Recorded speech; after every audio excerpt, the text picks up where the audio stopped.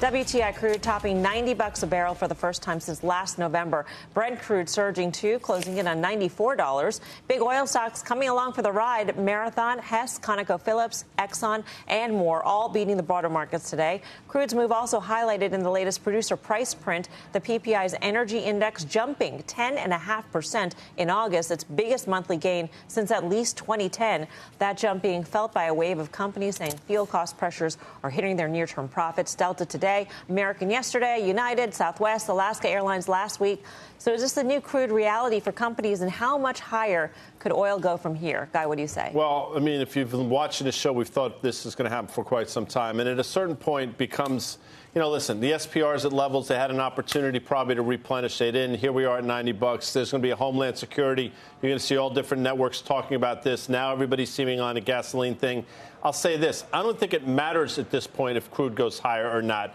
The energy stocks, to me, are still in play. And Valero, I think, made an all-time high today.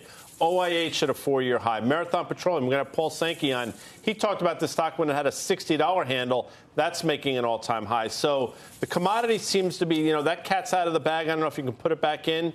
But regardless of price action now, the energy stocks are still attractive at these levels. I mean, they're the worst performing sector this year. So maybe there's some of that going on. People looking for performance going into year end. Yeah, but I look at a 2-year outperformance of the S&P. So this wasn't just that flash in the pan. I get where we were at the end of 2010, so the underperformance. But I agree with Guy. I think there's a lot more of this to go. I say this all the time. For the last year and a half, the energy companies have proven that for the previous couple years before that, they're run differently. They're run for equity shareholders. They're not run to grow at all costs. They're not run to, pay back debt. And in fact, they're paying back a lot of debt. So what I mean is, historically, that's all they really cared about.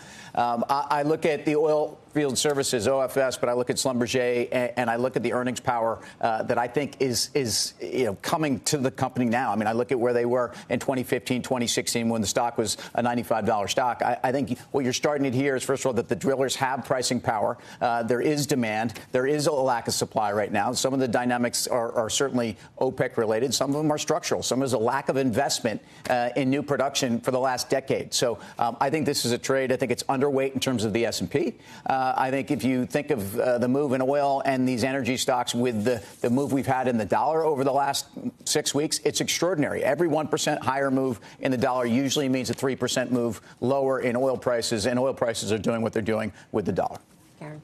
Yeah, I agree with everything Tim and Guy said. I think the idea of this is a different industry now. And the idea in the past had been when they make so much money, when oil's this high, well, what do they got to do? Expand, buy everything they can. And that's just not rewarded right now. It's not happening right now. Companies feel like they won't be rewarded. And so they've just turned into gushers of money.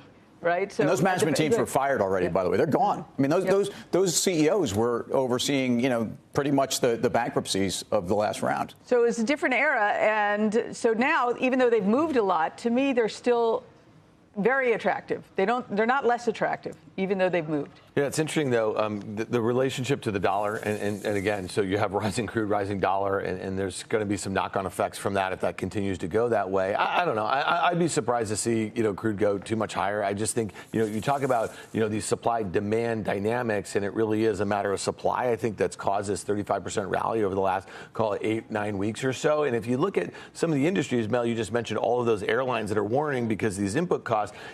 While crude was getting hit, earlier in the spring into the summer, you saw the airline stocks rally 25%. Now they've given it all back. And I just wonder, as we've been spending a lot of time talking about consumer, we look at where gas at the pump is right now, and we're talking about savings rates. We're talking about, inflation just in general ticking back up at a time where wage growth is moderating. I wonder, how much some of these companies that were able to pass on a lot of these inflationary inputs, how long they're able to do it, even if you do have crude, let's say it just stays around here for a couple months, that sort of thing. So to me, that might be a story for Q4 this year.